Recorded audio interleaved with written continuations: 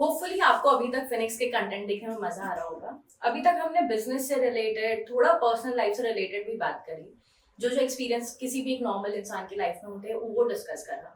अच्छा, जो मैंने पहले अपने वीडियो में बात करी थी कि फिनिक्स का मीनिंग क्या होता है, that is rising from ashes. मतलब आपकी लाइफ की स्ट्रगल से ऊपर निकलने की जो मेहनत होती है, जब आप उन्हीं स्ट्रगल से बाहर निकलते हो तो अलग अलग पैरामीटर्स में आपको स्ट्रॉन्ग बनना पड़ता है। वही पैरामीटर्स होते हैं कि बिजनेस मैनेजमेंट या मैनेजमेंट स्किल्स, स्पिरिचुअलिटी, लॉ से रिलेटेड जानकारी होना, या पॉलिटिक्स बैकग्राउंड, या पॉलिटिक्स किस तरह से वर्क करती है, या हमारी लाइफ इन चारों चीजों से कैसे कनेक्ट करती है, ये सब पता होना बहुत जरूरी होता है। तो आज मैं बहुत एक्साइटेड हूँ आपको ये बताने के लिए कि हम अपने दूसरे पैरामीटर पे भी अब वीडियोस रिलीज करना चालू करेंगे, व्हिच इज स्पिरिचुअलिटी। और स्पिरिचुअलिटी के बारे में या इन्हीं चीजों के बारे में डिस्कस करने में what could be better than Khajrana. तो यही टॉपिक डिस्कस करने के लिए हमारे साथ हैं पुजारी श्री सुमित भट्ट जी।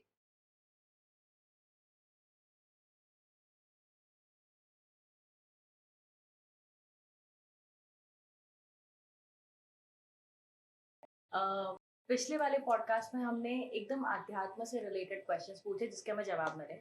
इस बार मुझे थोड़ा यंगस्टर्स को मैं रिलेट कर पाऊँ, ऐसे कुछ मेरे क्वेश्चंस है। जी। जैसे आप मंदिर की सेवा में लगे रहते हो तो आपने देखा कि हर बंदा आता है और फोटो खींचता है भगवान के पास, और वहां पे बड़े बड़े अक्षरों में लिखा रहता है कि सेल्फी नॉट अलाउड। तो कुछ तो रीजन होगा कि आप ये चीज लिखते हैं, पर यंगस्टर समझते नहीं है, और रील्स के चक्कर में तो और ही आके वो फोटोज खींचना, वीडियो बनाना सब होता है। तो आपकी राय क्या है इस बात पे? मेरा व्यक्तिगत मत यह है कि आज जो आधुनिक युग है उसके हिसाब से तो ये जरूरी भी है, लेकिन हम इसका उपयोग करें, दुरुपयोग ना करें। मंदिर की मर्यादा क्या है ये यंगस्टर को जानना बहुत ज़्यादा जरूरी है। हाँ, प्रथम मर्यादा तो ये है, किसी भी देवी के मंदिर में जाओ या देवालय में जाओ, वहाँ देवता की मूर्ति विराजमान है या देवी की मूर्ति हाँ, विराजमान है।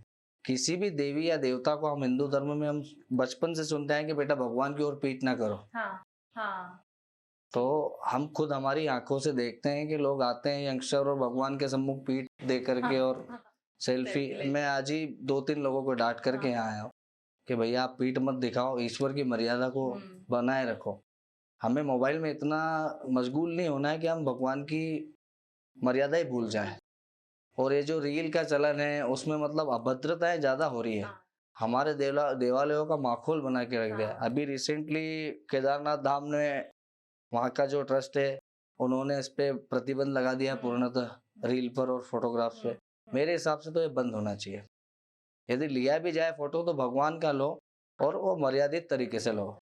कई हम देखते हैं लोग आते हैं कि आज हमारी एनिवर्सरी है तो हम हाँ, स्वतः ही उनके हाथ से पूजन करवाते हाँ, हैं। दोनों को एक दूसरे को माला पहनाते हैं कि हाँ, भाई आपको ये दिन याद रहे कि आज आप भगवान के सम्मुख हो। उस दिन भी आपने अग्नि को साक्षी मान करके गणेश जी का पूजन करके विवाह बंधन में बंधे थे। तो आज भगवान खुद आपके सम्मुख है तो आप एक दूसरे को माला पहना। लेकिन वो क्या करते हैं, हम इतना करते हैं तो वो गले में हाथ डाल लेते हाँ, हैं। ये तो हाँ, उचित नहीं है ना। हाँ। हमारी मुद्रा ये पत्नी के सम्मुख है, ये ईश्वर के सम्मुख, दोनों में भिन्नता है। ये अति आवश्यक है। और यंगस्टर्स मोस्टली ना पीयर प्रेशर में चीजें ज्यादा करते हैं कि कमल के हम फूल। हाँ, हम मना करो, अगर अपन मना कर रहे हैं तो हमारा विरोध भी उनको गलत हम्म, लगता है क्योंकि भाई यंगस्टर है, आप हाँ, हमें रोक नहीं सकते। जबकि हाँ, मंदिर में बड़े बड़े शब्दों में साफ लिखा हुआ है कि हाँ, मंदिर परिसर में फोटो सेल्फी लेना सख्त मना है, क्योंकि उससे मंदिर की व्यवस्थाएं भी बिगड़ती है। जो व्यक्ति 5 मिनट में दर्शन करके पूजन करके प्रसाद लेकर के आराम से फ्री हो सकता है, उसको 20 मिनट लगते हैं। और एक और चीज ये देखिए कि जैसे कहाँ कहीं कहीं लिखा भी रहता है कि फोन मत ले जाओ, या फोन के लिए बाहर लॉकर्स होते हैं। तो लोग जो छुपा के भी ले जाते हैं ना वो बड़े खुश होते हैं, लो, देखो हम फोन ले आए। आप चोरी किससे कर रहे हो? ऊपर आप डाल चोरी मंदिर के एडमिनिस्ट्रेशन से नहीं कर रहे हो, आप चोरी उस देवता से कर रहे हो जिसके आप दर्शन करने जा रहे हो। उसने तो आपका फोटो खींच ही लिया है, आप खींचो चाहे मत खींचो। सही बात है। और दूसरा ऐसा होता है कि मुझे जहां तक आज समझ में आया कि अगर किसी को कुछ चाहिए तो चलो खजराना चलते हैं, मान करके आ जाते हैं। पर भगवान का भी तो कोई क्राइटेरिया होता होगा ना कि सामने वाले की इच्छा कब समझनी है। मतलब वो फैशन हो गया है। हाँ, मैं दुखी हूँ, भगवान के पास मांग के आ जाता हूँ। मतलब बार्टर डील है, बहुत अजीब सी। लोग भगवान की सेवा नहीं करना चाहते। एक बात है, दुख में सुमिरन सब करे, सुख में करे ना कोई। हाँ, जो सुख में सुमिरन करे तो दुख काहे को होए। आप अपने आराध्य को, इष्ट को हर समय भजो ना, हाँ, क्या समस्या है? हाँ, हमने हमारा रूटीन बना रखा है कि हमको शाम को जाना है, दोस्तों के साथ हाँ, चाय पीना है, हाँ, तो ये रूटीन है हमारा। हाँ, हाँ, हमको क्लास जाना है, हाँ, जाना है, हमको भोजन करना है, हमको करना है। हाँ, हमको मम्मी को इतनी बजे बोलना, हाँ, हमको हमारा भोजन हाँ। दे दो। ऐसा ही समय हमारे लिए, हमारी दैनिक दिनचर्या में हमारे परमात्मा के लिए, हमारे आराध्य के लिए बंधा होना चाहिए। ये नहीं कि आप 1 घंटा दो, उसको पाने का कोई विधान नहीं है। हाँ, हाँ, प्रभु को पाने का कोई विधान नहीं है। आप माँ को कैसे बुलाओगे? हाँ, हक से बुलाओ। हाँ। लेकिन हक से बुलाने के लिए आपको हक पहले स्थापित करना पड़ेगा। तो क्योंकि ये होता बहुत भी आवश्यक है कि दैनिक दिनचर्या में एक समय भगवान के प्रति हो। हाँ, ये तो बहुत होता ही आवश्यक है कि जैसे अब मैं गई, मेरी अगर डिमांड है, मतलब डिमांड ही कह सकते कि खजाना की पापा आप ये कर देना। और अब ऐसा तो नहीं ना कि मैं आज डिमांड करने जाऊंगी, कल वो चीज पूरी हो जाएगी, फिर पूरी बिल्कुल नहीं नहीं। होती तो लोग दुखी हो जाते हैं कि अब दुखी मैं होते हैं। खजाना नहीं ये चाहूंगा। धूप छाव है, संसार का नियम है। हाँ, जहाँ धूप है तो छाव भी होगी। आज अभी धूप है, बरसात भी हो सकती है। पर तो लोग मैंने देखना नहीं इसीलिए कहा कि चाहते। दैनिक दिनचर्या में एक समय भगवान के लिए निर्धारित करो, ताकि आपको मतलब याद ही नहीं करना पड़े। हाँ, आपके दुख में, आप सुख में यदि भगवान को हाँ, पूजोगे तो आपका दुख ऐसे निकल जाएगा, आपको पता नहीं पता नहीं चलेगा। चलेगा। और दूसरा, आजकल का थोड़ा सा आई अंडरस्टैंड कि होता है कि बहुत सारे लोगों को डिप्रेशन या एंग्जाइटी हुई है, और कोरोना के बाद से तो ये चीज बहुत एक्सट्रीम हुई है। पर क्या होता है ना, बहुत सारे लोग इसी को फैशन के तरीके में भी यूज करते हैं कि जी। एंग्जाइटी है, डिप्रेशन है, थोड़ा सा सर दुख रहा है तो अरे बस ये प्रॉब्लम हुई। मतलब असली जो लोग है ना, या जो इससे परेशान है, वो चीजें समझ नहीं पा रहे हैं। खुद को और महत्वपूर्ण बताने का एक तरीका तरीका हो हो गया है, गया है। हम इम्पोर्टेंस ले लें। हाँ, तो पर जो एक्चुअली इस प्रॉब्लम से जूझ रहा है, अगर वो बप्पा की सेवा करे तो कैसी सेवा करनी चाहिए कि ताकि वो इस समस्या से बाहर आ पाए? देखो, हमारा सनातन इतना विशाल है, जितना भगवान श्री विष्णु का एक स्वरूप उन्होंने अर्जुन को दिखाया था, विराट स्वरूप, उसके हाँ, लिए भगवान ने, अर्जुन कितना करीब था भगवान के लिए, भगवान के जमाता भी थे वो जबकि, हाँ, तो भी भगवान को उनको दिव्य दृष्टि देनी पड़ी कि तू हाँ, ये देख नहीं पाएगा। हाँ, तो वो तो केवल उस परमात्मा का स्वरूप था। तो सोचो आप कि उस परमात्मा का जो, उनकी जो कहानी है पूरी, हाँ, हमारा सनातन कितना बड़ा है, उसमें अगर हम डूबेंगे, आज हिंदू धर्म जो हमारा पीछे है वो इसी कारण से, क्योंकि लोग क्या है, बड़े बड़े पद पे बैठ करके हाँ, भ्रमित कर रहे हैं। हाँ, आज मैं यहाँ बोलूंगा आप गणेश जी को पूजो, हाँ, मत पूजो। हाँ, आपकी जिसमें आस्था है आप उनको पूजो, पर लेकिन आपके मन में श्रद्धा सबके प्रति होनी चाहिए। हाँ, आपके मन में दुर्भाव किसी देवी देवता के प्रति हाँ, नहीं हो। मैं कृष्ण का भक्त हूँ, मैं कृष्ण का हाँ, भक्त हूँ, हाँ, इसका मतलब ये नहीं कि मैं शिव का द्रोही हूँ। हुँ, हरि हर दोनों भिन्न नहीं है, दोनों एक ही है। तो भगवान को पाने का कोई उपाय नहीं है, कोई अनुष्ठान नहीं है। श्रद्धा से, सच्चे मन से, भाव से गणेश जी को केवल एक ही बात बोलोगे ना, बप्पा मेरा यह काम है, आपको करना है, मैं आपके शरण में हूँ, भगवान बिल्कुल करेंगे। आप बोल रहे हो लोग आते हैं, काम नहीं होता है, फिर आते हैं। पंडित जी हमने तो धागा बांध दिया था, हाँ, सही बात है, काम नहीं हुआ। धागा बांध दिया था। हुँ, काम कब से अटका हुआ आपका? 2 सालों से। हाँ। धागा कब बांधा? 2 दिन पहले। हाँ, 2 हफ्ते तो रुक जा। रुकना ही नहीं है, और सब पहले एक सब दूर हो आए, सारे हाँ। नेताओं के पास, सारे लोगों के पास, वो कुछ नहीं कर पा रहे, तो वो गणेश जी हैं, उनके पास में लिस्ट बहुत लंबी है, वहां तक पहुंचने तो दे तेरी हाँ। रिक्वायरमेंट। अच्छा, जब भी हम गणेश जी को देखते हैं ना, तो बड़ी क्यूट, सौम्य, एकदम शांति फील होती है। तो ऐसा कोई उनका भी क्रोध वाला साइड है, जो डार्क साइड हम बोलते हैं, तो ऐसा उनका कौन सा रूप है जिससे भक्तों को डरना चाहिए? जैसे आप डराते हैं सेल्फी के लिए, आप डराते हैं मतलब जैसे आपने सेल्फी के लिए बोला कि भगवान को मतलब भगवान का एक अपना उनको पूछने का एक तरीका है। तरीका है। तो क्या पप्पा भी गुस्सा होते हैं ये सब चीजों से? बिल्कुल होते हैं।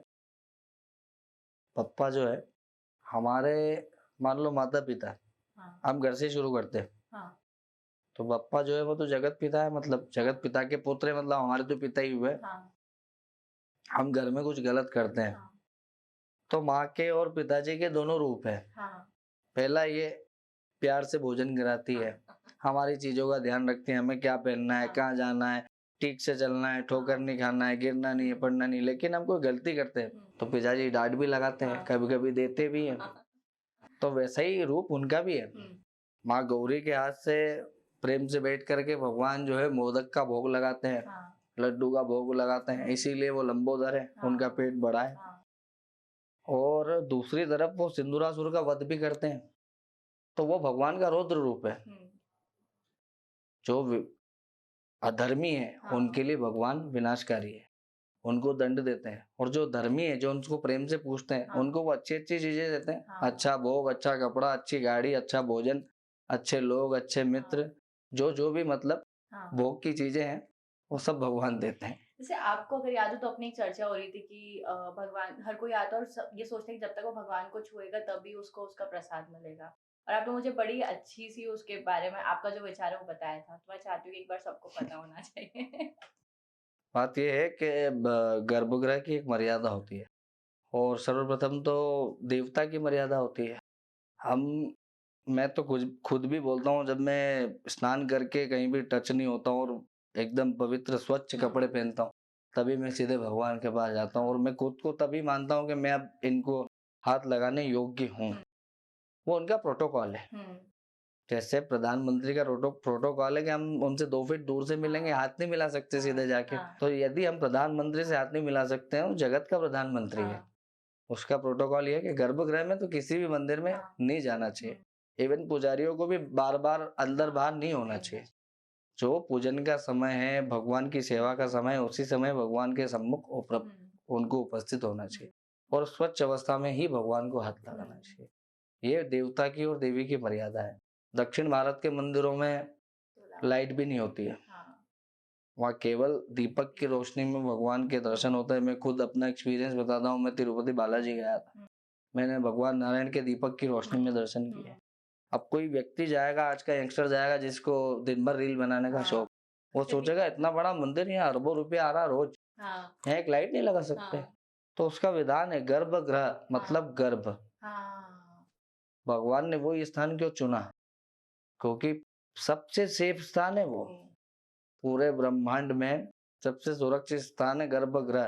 केदारनाथ में त्रासदी आई, जो लोग गर्भगृह में थे वो बच गए, बाकी लाखों लोग आज भी मिट्टी के नीचे मौजूद है। चीजें लोगों को पता नहीं। तो ये गर्भगृह का प्रोटोकॉल है। कोई स्त्री गर्भवती होती है तो डॉक्टर बार बार स्कैन करने से मना करता है। क्यों?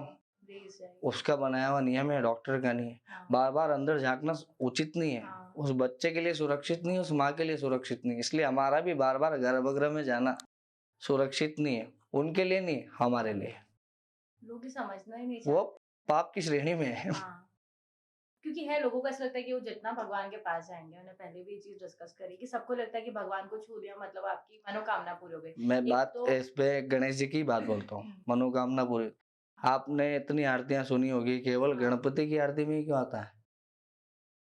जय देव जय मंगल मूर्ति, दर्शन मात्र मन कामना पूर्ति। आप दर्शन मात्र मन कामना पूर्ति, जिनके दर्शन मात्र से ही कामनाओं की पूर्ति हो रही है, आप उनको हाथ लगा के क्यों डिस्टर्ब कर रहे हो? मैं आपको बोलूंगा बार बार मेरा ये काम कर दो, मुझे ये चाय दे दो, मुझे ये चाय दे दो, मैं मुख से बोलूंगा प्लीज मुझे चाय पिला दो, आप तत्काल चाय बनाओ पंडित जी के लिए। या मैं डिस्टर्ब करूंगा तो आपको अच्छा लगेगा, बेमन से तो आप कर दोगे। एक मतलब ये व्यवहारिक बात है, इसलिए जो है देवता को हाथ नहीं लगाना चाहिए। होपफुली अब सबको ना ये बात समझ में आए कि गर्भगृह की क्या मर्यादा है, गर्भगृह की मर्यादा थोड़ा तो उसको फॉलो करें। अच्छा, अभी जैसे आदि पुरुष रिलीज हुई, वो सिर्फ उस फिल्म के बारे में बात नहीं, बात ये है कि हमारे यहाँ धर्म या भगवान को एंटरटेनमेंट के तौर पर प्रोजेक्ट किया जा रहा है। कोई प्रॉब्लम नहीं अगर उसको एंटरटेनमेंट के तौर पे देखा जाता है, पर क्या होता है ना, उसके अंदर हम हमारे रिलीजियस इमोशंस भी जुड़ते हैं। और आज सनातन धर्म का सही में युग है, तो हर कोई अपने इमोशंस को जोड़ता है। तो आपको लगता है कि भगवान पर फिल्में बनाई जानी चाहिए? बनानी चाहिए, लेकिन सब बातों को और तथ्यों को ध्यान में रखें। आज का जो युग है उसके हिसाब से अति आवश्यक है जो यंगस्टर गलत राह पे, उसको पता तो चले कि सच सही है कि भाई हमारे सुपर हीरो कैसे थे। हाँ लोग वो स्पाइडरमैन, बैटमैन, भाई हनुमान जी से बड़ा कोई हुआ? आज भी है वो। जहाँ उनका स्मरण होता है वहाँ वो मौजूद है। लेकिन ये धर्म की और पिक्चर बनाने वालों को इस चीज का विशेष ध्यान रखना चाहिए कि कहीं भी हमारा जो श्रद्धा स्वरूप है, हमारे जो विश्वास के प्रतीक है, हमारे जो आधार है, हमको जिनने पृथ्वी पे भेजा, जो सनातन के आराध्य है, उनके सम्मान में और उनके चरित्र को दिखाने में कहीं कोई जरा सी भी यदि भूल हो जाएगी तो सैकड़ों जो सनातनी है उनके हृदय पे क्या आघात होगा। वही होता है आफ्टर ये होना नहीं चाहिए। मैं रामानंद सागर जी का यहाँ पे मतलब उदाहरण देना चाहता हूँ। उन्होंने जो रामचरितमानस का, रामायण का, कृष्ण लीला उन्होंने बनाई, महाभारत बनाई, उन्होंने जो जिन जिन बातों का ध्यान रखा है उस चीज का अनुसरण करना चाहिए, बताना चाहिए। लेकिन भगवान के चरित्र को ध्यान में रख करके, सब चीजों को ध्यान में रख करके कहीं हमारी श्रद्धा हाथ ना हो जाए जरा सी भी। आदि पुरुष में भी दुर्भाग्य से देखने पहुंच गया था, लेकिन बड़ा मेरा मन दुखा कि कहीं मुझे कोई देख नहीं लेके मैं ये देखने आ गया। मुझे तो लगा जो ट्रेलर में देखा उस हिसाब से मैं खुद 2 वर्ष बाद पिक्चर देखने गया, लेकिन गया तो मेरे को लगा कि अरे मैं कहाँ गया। आजकल ना बहुत टाइम से धर्मांतरण सुनने को मिल रहा है, शब्द बहुत ज्यादा इस्तेमाल हो रहा है। ऐसा नहीं कि सिर्फ हिंदू धर्म की बात करूं, सभी धर्मों में। पर सनातन एक लौता ऐसा धर्म है जहाँ पे अगर कोई वापस अपने धर्म में आता है तो उसे घर वापसी बोलते हैं। तो ये ऐसा शब्द कैसे निकला?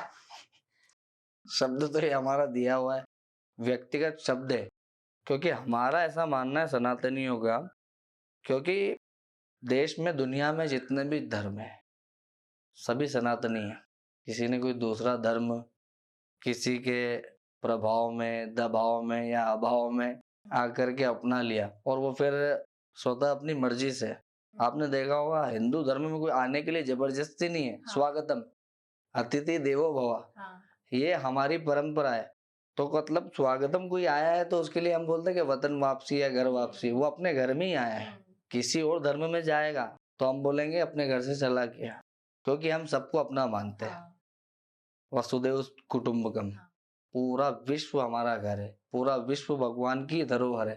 हम सब ब्रह्मा जी के पुत्र हैं, हम सब राम जी के पुत्र हैं, हम सब कृष्णचंद्र जी के पुत्र हैं। इसलिए हम बोलते हैं कि घर वापसी हो गई।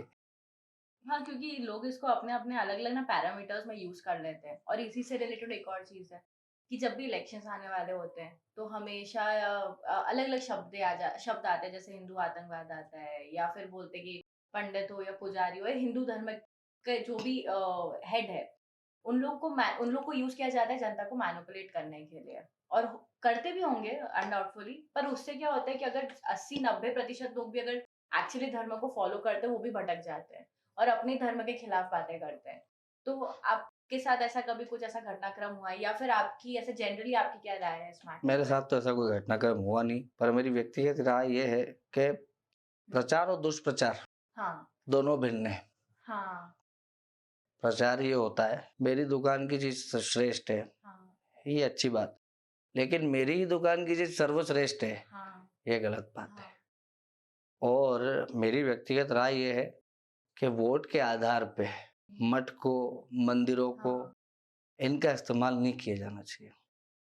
यदि आपको धर्म ध्वजा लहरानी ही है तो आप 5 साल लहराओ ना, जीवन भर लहराओ ना। आने में 3 महीने बचे हैं, 4 महीने बचे हैं, शुरू केवल चुनाव के समय जय श्री राम थोड़ी है। जय श्री राम तो कब से है और वो सदा रहेंगे। हम जाएंगे तो भी राम राम राम राम में ही जाएंगे और राम में ही रमेंगे। ये मेरे हिसाब से मेरी व्यक्तिगत राय है कि धर्म को राजनीति से नहीं जोड़ना चाहिए।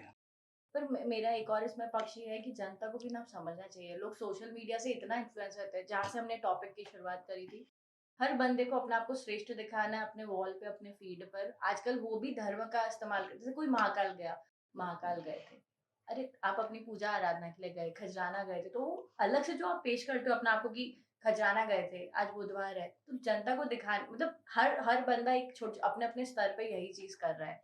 तो मेरी भी यही कोशिश है कि लोग धर्म को, अपने आप को प्रमोट करने से भी थोड़ा सा दूर रखें, धर्म की इम्पोर्टेंस समझे और सनातन जो युग चल रहा है, जैसा देश का माहौल चल रहा है, लोगों ने बड़ी सरलता समझ ली कि आज की डेट में सबसे आसान है, सबसे बढ़िया प्लेटफॉर्म है मंदिर, सबसे बढ़िया प्लेटफॉर्म है धर्म। मैं थोड़ी अलग बात बोल रहा हूँ।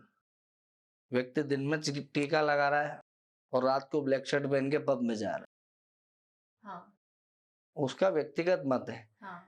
लेकिन आप अपनी वॉल को साफ रखो। आप मंदिर का स्टेटस डाल रहे हो, मंदिर की फोटो डाल रहे हो, शाम को आप कहीं और का स्टेटस डाल रहे हो, उससे हमारा धर्म नष्ट होता है। जो प्रेरित हुआ वही शाम को दूसरी चीज के लिए प्रेरित हो जाएगा। आप सोच रहे हो कि मेरे से लोग प्रेरित हो, मैं मंदिर गया, 4 दोस्त मेरे देखें, मैं मंदिर गया, तो आप उसको अच्छी चीज के लिए प्रेरित करो ना। आप अपना दुर्गुण भी बताते हो, अपना गुण भी बताते हो और अपना अवगुण भी बताते हो।